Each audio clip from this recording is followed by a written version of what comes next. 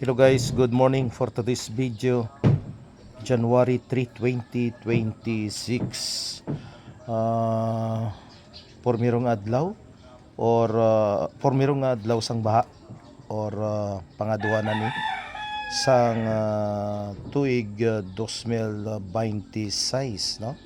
Kay sang nagdigad to nagumpisa ang baha bago umpisa ang 2026 January December 31 2025, no, naging abot ang baha bago nagbagong tuig, kag ang baha nga nabilin, no, nakatapak sa 2026, no, pero I do not know kung sa dinggid sila nagumpisa, pero sa subong, no, iya nagid niya sang January 2026.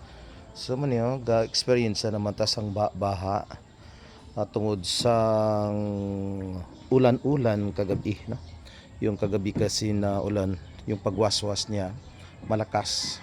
At may konting alam na pala tayo na yung pagbaha-baha kung minsan kahit walang ulan dito sa Mambusaw ay doon galing, no, sa mga kabundukan ng Hamindan, no, yung nakausap natin mismo na taga Mindan, na kahit sila mismo doon sa bayan ay nabibigla, no, na nalalaman na nila baha sa Mambusaw kahit walang ulan doon sa Hamindan proper, no, kasi alam nila na yung karamihan na tubig doon sa ilog ay galing sa kabundukan doon sa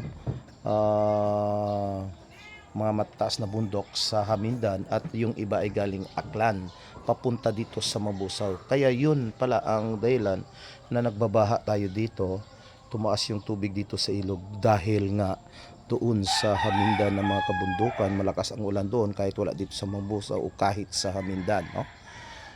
Yun po ang dahilan pala. Yun, no, mataas na naman yung tubig, no, mga siguro mga 3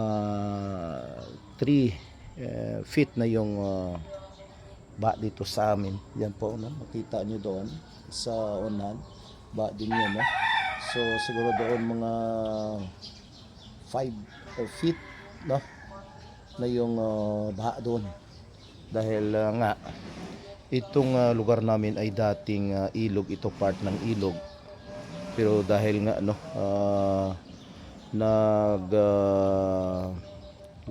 parang anong tawag dito, yung